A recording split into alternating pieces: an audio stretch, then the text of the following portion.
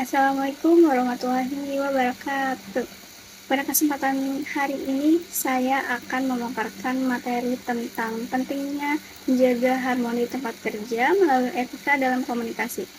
Topik ini sangat relevan karena komunikasi merupakan elemen utama dalam aktivitas kerja sehari-hari dan etika menjadi kunci untuk menjaga agar komunikasi tetap berjalan dengan baik dan tidak menimbulkan konflik. Di dunia kerja yang profesional, etika bukan hanya soal aturan, tetapi juga tentang bagaimana kita saling menghargai satu sama lain dalam setiap percakapan maupun interaksi.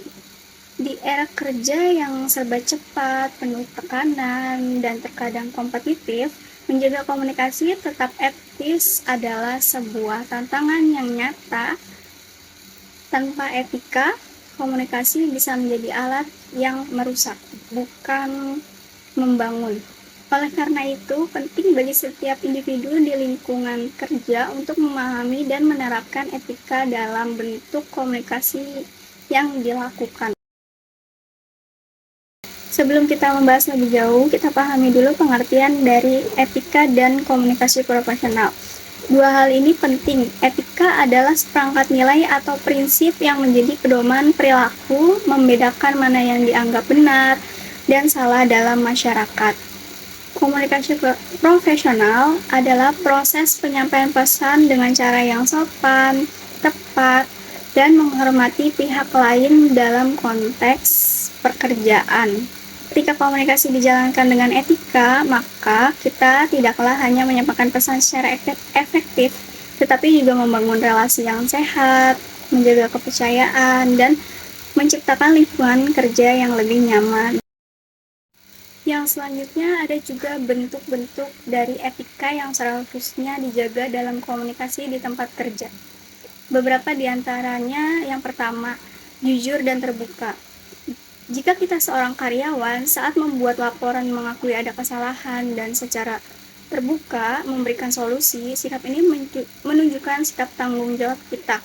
Dan itu sikap yang sangat mahal karena mempercayai seseorang itu sangat susah. Yang kedua, menghargai pendapat orang lain.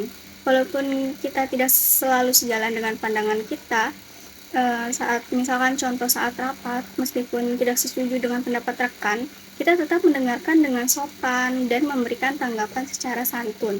Yang ketiga, menghindari penyebaran gosip yang dapat merusak reputasi rekan kerja. Kita ini di luar pekerjaan kita itu kita harus menolak membicarakan isu pribadi dengan orang lain, karena hal ini bisa merusak reputasi dan keharmonisan tim. Dan yang terakhir, memilih kata-kata dengan bijak agar tidak memicu konflik atau salah paham saat memberikan kritik. Gunakan kalimat membangun seperti, saya pikir akan lebih baik jika daripada menyalahkan secara langsung.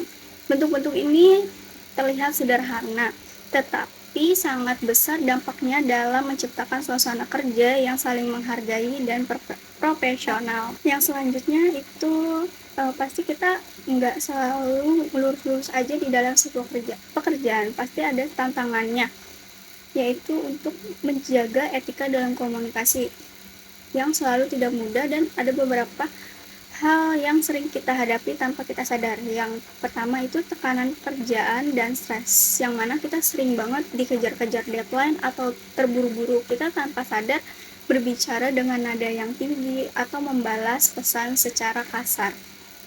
Yang kedua, perbedaan latar belakang budaya dan kebiasaan. Dalam pekerjaan itu pasti ada satu tim, ada anggota yang terbiasa berbicara langsung dan to the point, sementara yang lain menganggap gaya itu terlalu keras. Ini bisa menimbulkan kesalahpahaman jika tidak diatasi dengan saling pengertian.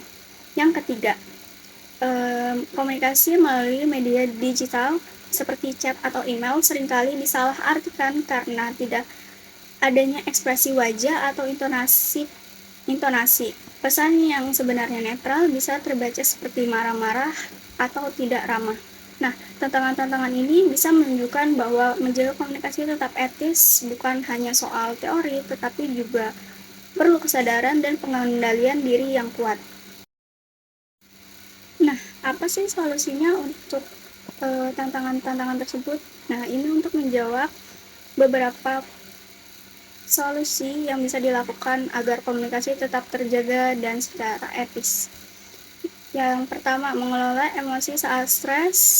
Saat emosi tinggi, lebih baik ambil waktu sejenak untuk membalas pesan atau berbicara.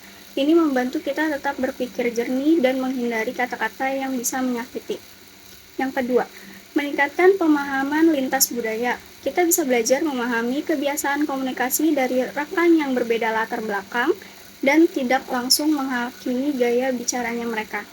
Jadi kayak misalkan kita nggak ngerti, kita bisa meminta penjelasan ulang ke orang tersebut. Yang ketiga, memperjelas pesan digital dengan menggunakan kata-kata yang jelas dan sopan saat berkomunikasi lewat teks. Tambahkan konteks bila perlu agar tidak disalahpahami. Yang keempat, membangun budaya komunikasi positif, budaya kerja yang terbuka, saling menghargai, dan tidak takut memberi atau menerima masukan akan membantu semua orang berkomunikasi secara etis dan sehat. Kesimpulannya, meskipun ada banyak tantangan, kita bisa mengatasi dengan kesadaran, pengendalian diri, dan niat terus memperbaiki cara kita berkomunikasi. Semakin tinggi etika komunikasi, semakin besar pula kontribusi kita membangun lingkungan kerja yang sehat dan profesional. Demikian pemaparan dari saya, semoga apa yang saya sampaikan bisa menambah pemahaman kita semua tentang pentingnya etika dalam komunikasi ini, khususnya di lingkungan kerja. Terima kasih atas perhatiannya. Wassalamualaikum warahmatullahi wabarakatuh.